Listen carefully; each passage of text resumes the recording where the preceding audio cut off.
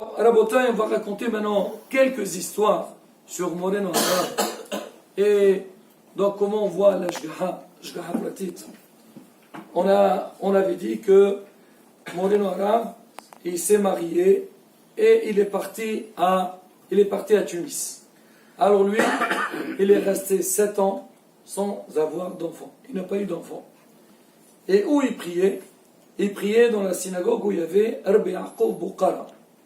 Tous les matins, il priait là-bas.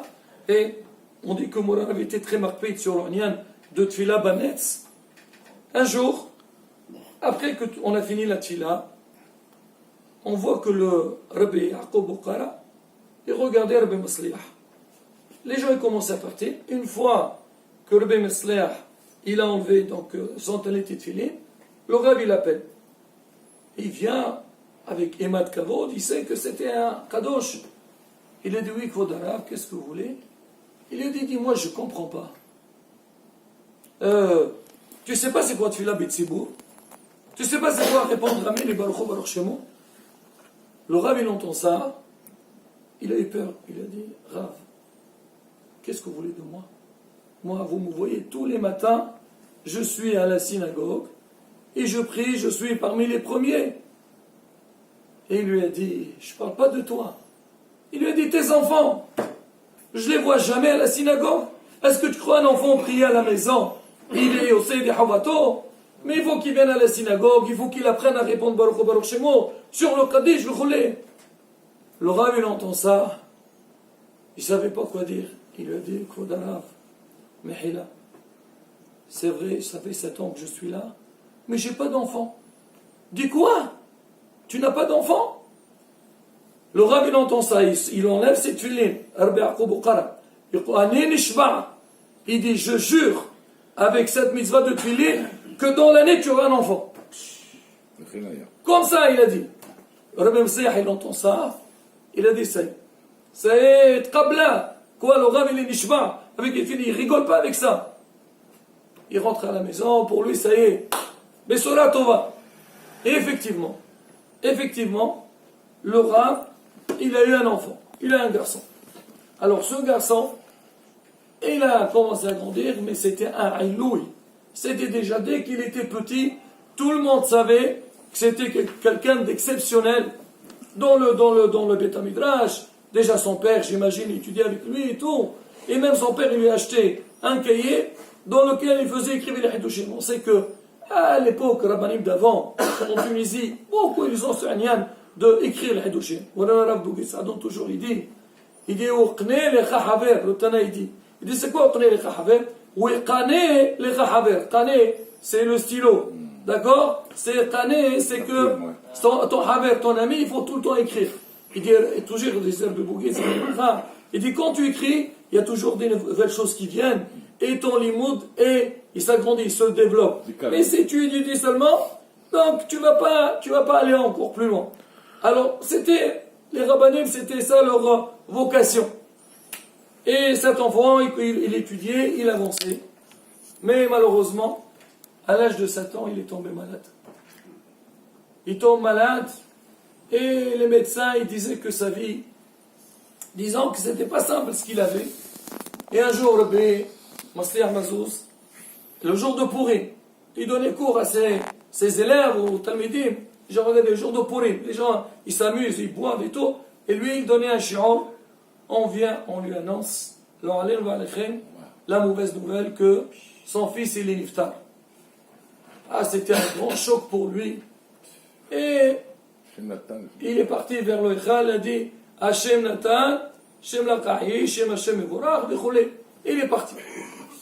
À la fin de Shiv'a, alors quand il était avec les Menahamim, alors le Rav il dit, maintenant je comprends. Il a fait un rêve, maintenant il a dit, je comprends le sens du rêve. 2 mois avant, il avait fait un rêve quand il était, les Ma'ala, Bédé chez le Ma'ala, il y avait un grand dioun, il y avait une grande discussion. On posait la question, qui va passer? Est-ce que Rabbi Menahem, je crois Mazouz, donc c'était son beau-père, ou le nom de son fils? On a discuté, on discute, à la fin ils ont dit Menahem Zakai Et l'autre nom, il est Hayat. Lui, il s'est réveillé, il n'a pas fait attention. Il a dit, maintenant j'ai compris. C'est qu'il y avait en fait, il y avait une xéra qui devait venir, ou sur le beau-père, ou sur son fils, et malheureusement, c'est lui qui... Il a dit, si je savais, et où j'ai pas prêté attention, j'aurais tout fait pour discuter, et ne pas laisser ce psar passer. Regardez la force de ces rabbinim-là. Alors maintenant, il a dit, je sais, il s'est posé la question, il dit, mais comment c'est possible, voilà, Rabbi Yaqub Bukhara, il a béni. Et il a dit, le problème, c'est que quand Rabbi Yaqub Bukhara, il a béni, il a dit, Shetiski, Beben Zakhar, il n'a pas dit Shel Qayama. Dieu tuera un garçon, Dieu Shel Qayama. Alors il a raconté à ses élèves, il leur a dit, quand quelqu'un fait une bracha, quelqu'un pour avoir des enfants, il faut dire Shel Qayama, qu'il puisse vivre. Il a dit parce qu'il y a Shel Qayama, donc malheureusement. Et Baruch Hashem, un mois plus tard, sa femme, elle est tombée enceinte. Alors cette histoire-là, elle n'est pas passée comme ça aux oreilles de ces talmidim. Et 30 ans plus tard, je crois, il y avait un de ses élèves qui était en France. Un de ses élèves, un des bons, ses élèves, il était marié et il est resté quelques années, n'a pas eu d'enfant. Et bien sûr, c'est pour lui, c'était très touchant, c'était très difficile. Et il était un petit peu démoralisé. Un soir, l'élève il dort. Et qu'est-ce qu'il voit? Il voit 100 mètres. Rabbi Yossi Mazouz dans le rêve. Ah, Rabbi, shalom, shalom. Alors le Rav il pose la question à son élève. Il dit, je te vois, tu n'es pas bien, tu es un petit peu triste, qu'est-ce qu'il y a? Il dit, Rav, voilà, je vous raconte ce qu'il y a. Et il n'a pas d'enfant. Le Rav il a dit, ben oui, parce que tu as délaissé dans les mots de la Torah. Tu étais affaibli dans les mots de la Torah. L'autre il entend ça, il dit, Rav, je suis prêt à me remettre dans les mots et vraiment, et au même voilà, il a l'ouishvot.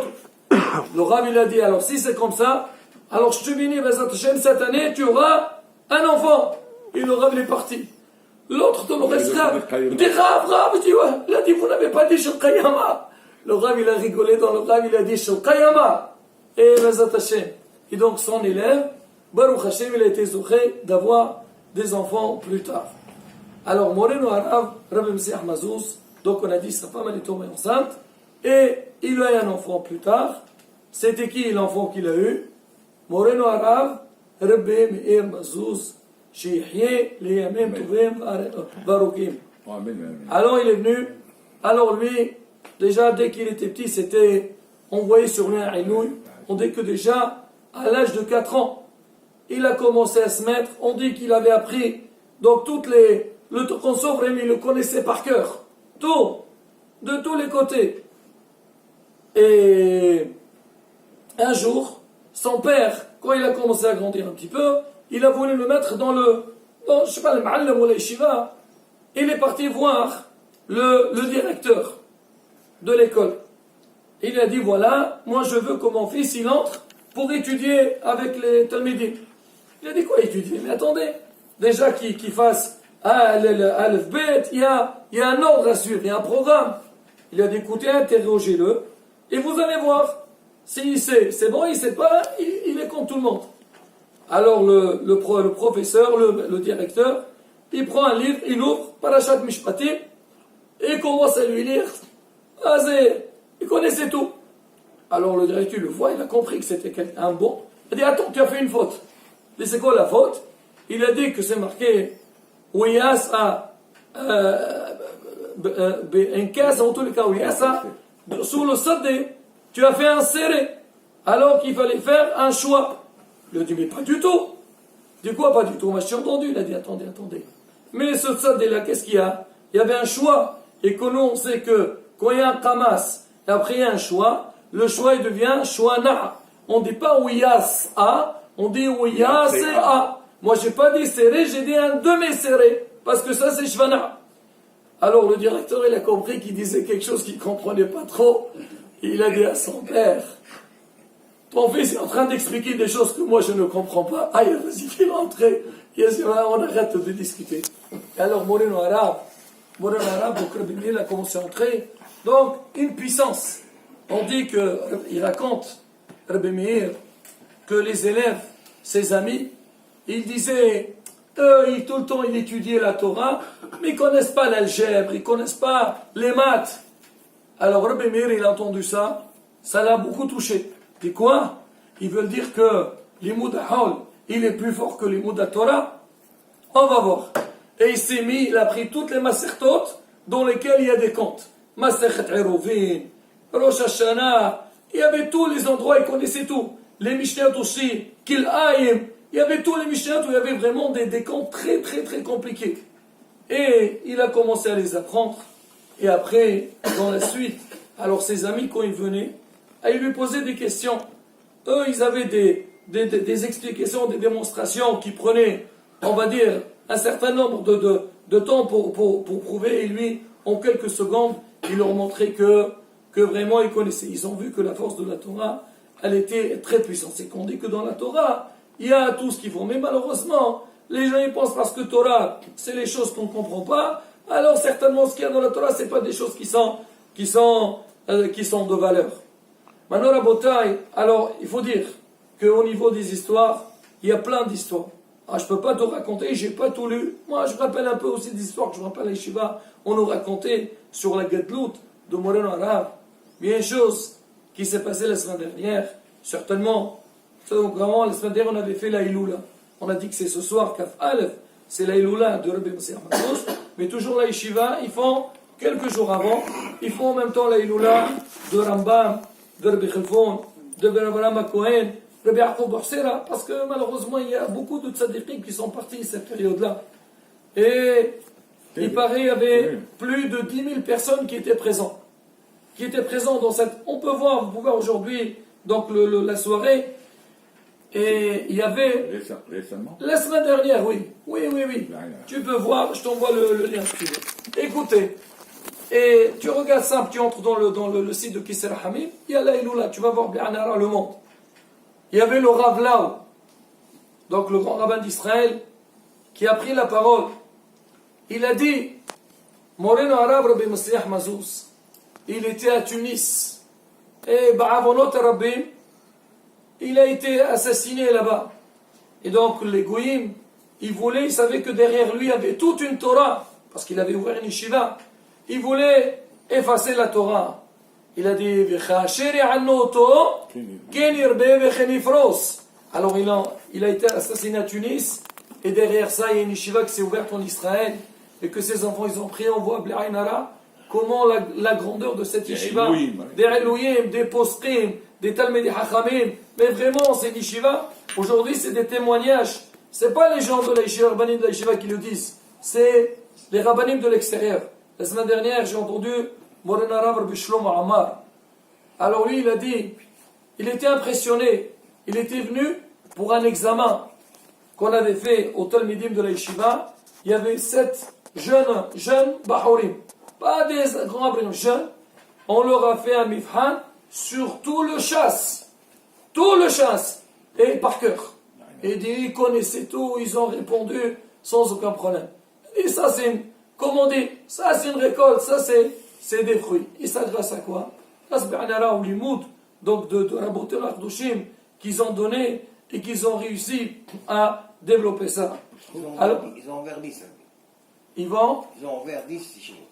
Ah, mais bien, partout. 10, il y a 10 maintenant. Ah, 10, partout, là. Alors maintenant, ces enfants, ils ont dit...